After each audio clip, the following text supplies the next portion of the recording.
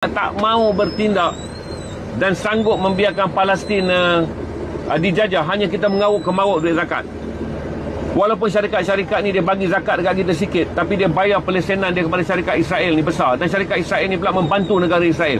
Kita ni makan rambang dengan duit zakat tanpa menyedari yang mereka pulangkan syarikat ni kepada induk mereka, dan induk mereka menyokong pembentukan ekonomi Israel lebih besar daripada zakat yang kita makan.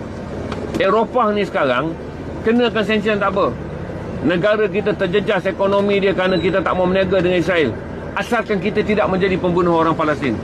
Negara kita mengalami keterjejasan pendapatan hanya kerana kita laksanakan boikot, dan boikot ni melemahkan negara kita. Tak apa, asalkan negara kita tak dicatat dalam sejarah sebagai sebahagian daripada negara yang membunuh orang Gaza. Jadi itu beza dia. Supaya tuan-tuan faham. Kalau tidak, tuan-tuan tak akan faham. Saya kata dekat tuan-tuan, orang Malaysia ni kita tak boleh nak lancarkan perang. Kita tak kuat. Kita tak boleh nak lancarkan sanction kerana kerajaan kita memang tak berniaga dengan Israel. Kita tak boleh lancarkan divestment kerana syarikat-syarikat kita tak mengadakan hubungan dan pelaburan di Israel. Kita buat sikit je boikot. Sanction dan divestment biar Barat buat. Kerana mereka sedang melaksanakannya. Jadi bagi mereka yang telah putus asa, mereka yang berpaling daripada perjuangan untuk menyokong Gaza, saya bagi tahu masa depan tetap ada. Cuma kita akan malu.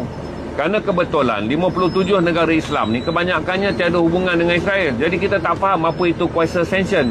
Kita tak faham apa kuasa divestment. Jangan putus asa. Kerana kita tak faham kuasa sanction, kita tak faham kuasa divestment, kita nak putus asa. Sedangkan kuasa sanction dan kuasa divestment ni sedang dibuat oleh Eropah. Sebab tu sumut ni, tubuhkan sumut Nusantara. Sebab kita hargai kawan-kawan Eropah kita. Takkanlah kita nak kata kawan Eropah ni sedang buat segala macam. Langgar sekatan, break the sea, break the silence. Yang mana lebih berani dia belayar. Yang mana ada kekuatan dan kepimpinan kesatuan sekerja, mereka demo. Yang mana orang awam dia keluar demo. Kawan-kawan Eropah kita buat semua.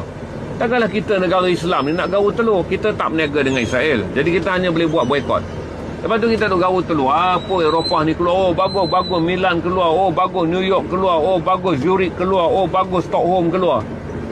Lepas tu kita duduk rumah duduk menterdarahkan lagi ayam. Duduk tengok berita Palestin, tangan duduk punya ayam. Tak ada rasa perasaan sedih.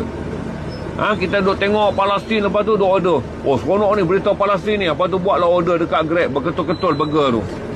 Kemudian langgar ISC tu gugup. Sambil duduk bercerita simpati pada Palestin. Maka itu saya jelaskan. Senjata terkuat kita adalah doa. Senjata terkuat kita adalah doa kunut. Senjata terkuat kita adalah boikot.